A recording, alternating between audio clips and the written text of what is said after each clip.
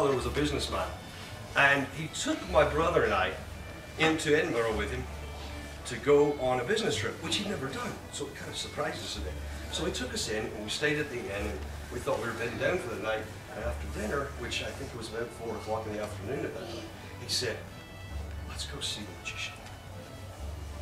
My eyes beamed. I loved to see conjurers perform. So I went with my grandfather, and we went to a small theatre in Edinburgh, and there I saw Professor Anderson, the great wizard of the North. He came out on stage and did incredible things. One of the things he did, I'll never forget it, was being 9 years old. It's been a few years since then, but I remember it as old as yesterday. He came out on stage and he had a glass bottle, and he called out to people in the audience and he asked them, "Name any drink, any beverage to your liking." And someone called out, "Milk!" And he took a glass, and out of that bottle he poured a glass of milk. He handed it to him, they drank it, and it was milk. He called out again, someone called out something else, and the guy in the back yelled, "Irish whiskey!" And he smiled, and he took the glass. He poured Irish whiskey out of the same bottle, which God knows what it tastes like when it's had milk in it. I don't know. But the thing he did that surprised me and grabbed my attention more than anything else was a little thing he did with a pocket handkerchief. This is a handkerchief. He said, "What I'm going to do is I'm going to take this handkerchief and I'm going to show you a bit of prestidigitation. It's a Latin word. It means fast hands." And he took the handkerchief and he rubbed it through his hands a few times. And he said, "All we do is if you take the handkerchief and you shove it, poke it into your fist, just like this." And as he did this, I thought to him, this isn't very magical. That doesn't look wonderful. Any bloke can shove a handkerchief into his fist. Then he waved his hand. He squeezed, and it came out a little bit different. And then it went in. He pushed it in one color, went out the other.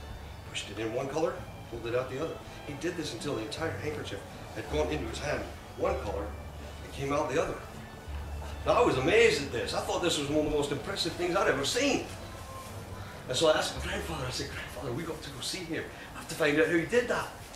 And my grandfather said, "We will, son, for I know the man. He's a friend of mine." I got even more excited. So I went backstage with my grandfather and we knocked on his dressing room door. It was room 4. No, wait, 5. It was room 5.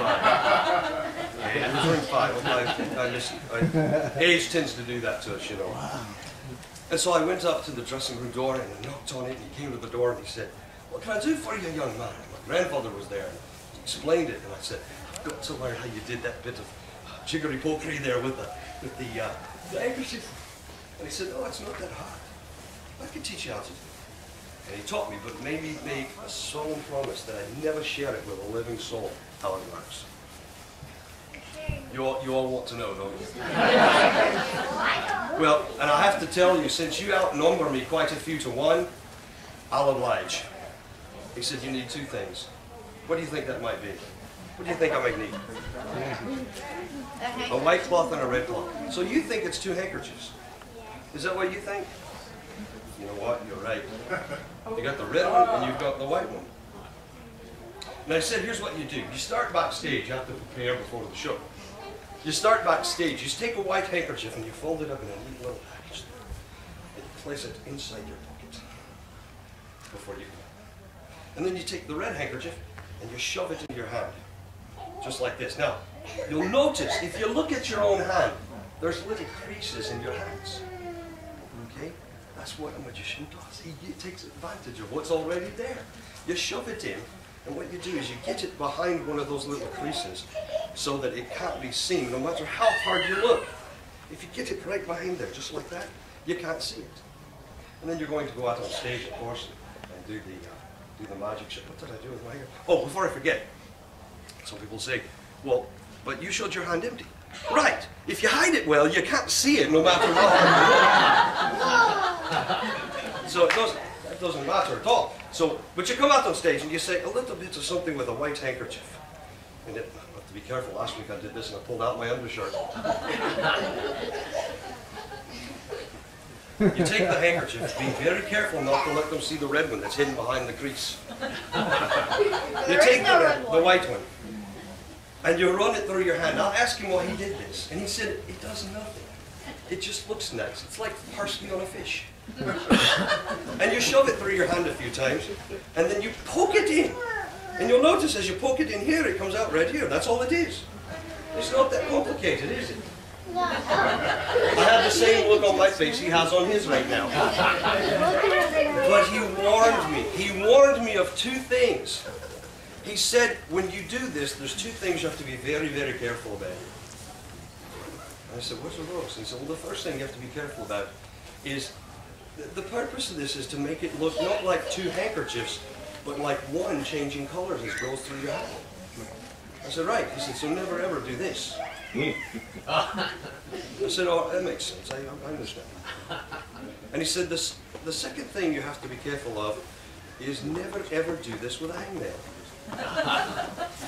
Well, I was 9 years old. I asked him, hangnail? I thought that's what you put your coat on when you came in the house. He said, no, a hangnail's a bit of nail that's a bit rough. You've got to make sure it's smooth so that when you're poking it in like this and trying to pull it back out of here, you poke it in and you don't do that because it pulls it right back out of you. And I said, oh, I understand that now. Because ladies know good fine Chinese silk will bind up on hangnail and snap. But I asked him a question. I said, but I knew it was two handkerchiefs. You showed me that. It makes sense that it would be. What if you get some man in the audience who yells out to you and says, but you have two handkerchiefs? I said, oh, I just do some real magic there. I said, real magic? What do you mean? He said, well, I just open my hand and show him it's one. And that's how I learned this little bit of jiggery pokery, as he said. Thank you very much.